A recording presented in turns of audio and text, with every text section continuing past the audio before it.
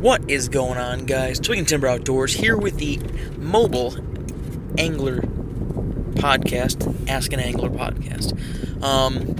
Just hanging out here. I'm driving around. I've got a little one who I'm trying to get to sleep, and so far so good. So I figured I would chat with you guys about my recent trip. You guys are going to see some footage very soon here about a recent trip I took down to the saltwater bays of North Carolina, specifically Oak Island, North Carolina.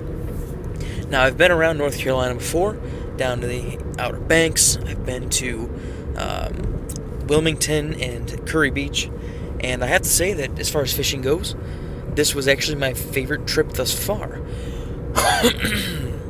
Pardon me. I got to hook up with a good buddy of mine, Thomas Farlow. He's not a fly angler, but he was able to get me in and around near some fish via kayak. Now, I've never been kayak fishing before, so this was very new to me, and in addition to that, they weren't stand-up kayaks, so that was in a whole nother, what do I want to say, adventure. So, a couple things I took away from that. One, tidal change in depth is so real. I brought two rods with me. I brought an 8-weight and a 7-weight. Some guys would say it's a little undergunned. That's okay. I was just looking to get hooked up into something, and I did.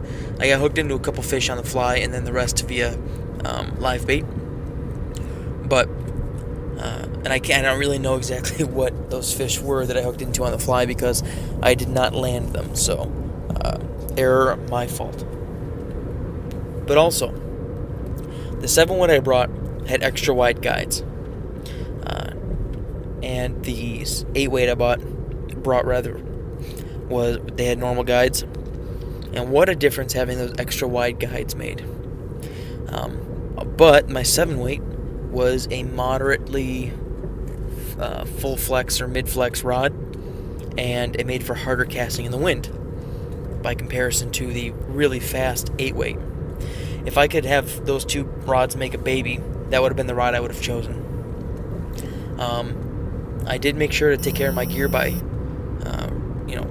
rinsing it down and doing all the proper maintenance. But the reel that I really enjoyed the most on the trip was the Qualifly 7 to 9, because it's completely sealed. It kind of looks almost like a Nautilus reel, if you will, but really well made.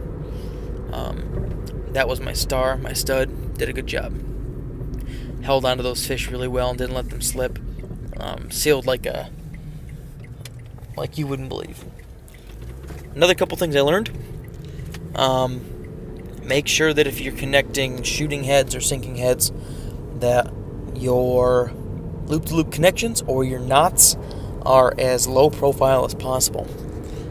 Didn't really matter too much on the 7-weight because of the extra wide guides, but on a normal rod, and I'm not sure if, I'm sure that salt-specific rods will have wider guides. But on the 8-weight that I brought, so many times I went to go cast or I went to go strip a line in, and I'd get to that point, it would just get stuck in the rod guides, and usually it's not a big issue for me in the freshwater stuff, but it just was so clunky on that 8-weight. It bummed me out.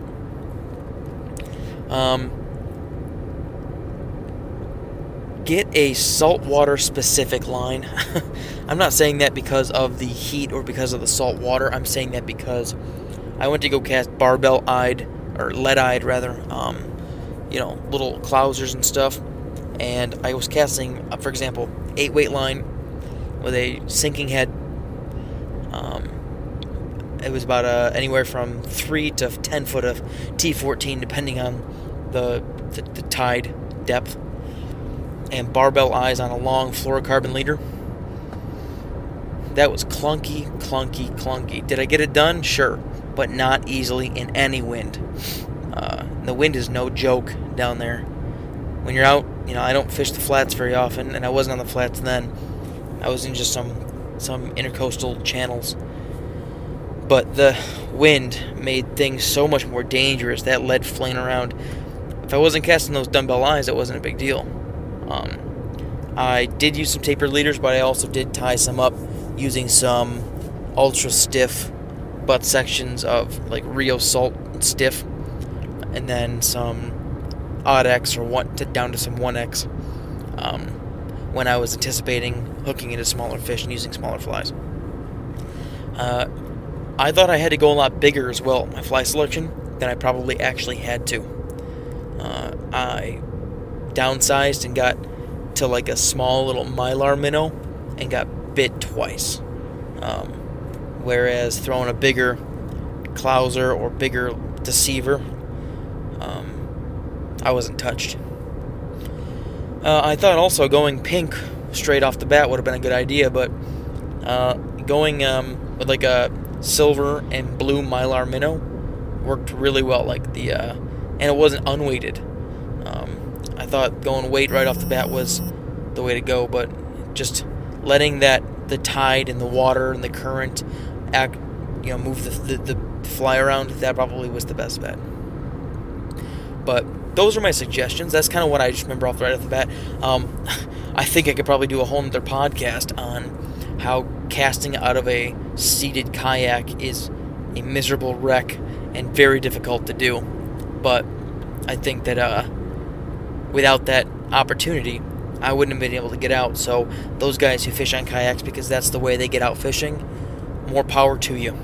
I know that I invest in larger vessels because I want the ability to stand, but does not mean that I discredit you guys for what you do in those kayaks. Man, oh man. And I was humbled a little bit, I did land some big stuff. I landed a really nice sheep's head, a couple good black drum, nothing like, double digits or anything, but a couple, 3-4 pound black drum, croakers, pinfish, but it's a really awesome experience. And Tom was the utmost of Southern hospitality. He demonstrated Southern hospitality to the T. The gentleman let me borrow a kayak and sunscreen and some other rods and reels and stuff for when we went bait fishing. He bought bait for us. He was just a true Southern gentleman. So check out Southern Outdoors Fishing. He is the man. Link will be in the description if I can remember. Please give this video a thumbs up. Subscribe to the channel. Check out the other videos in the playlists, my other ramblings and other connections with you guys. Please share with others. And remember, guys, catch you guys on the flip side. Tight lines, and we're out.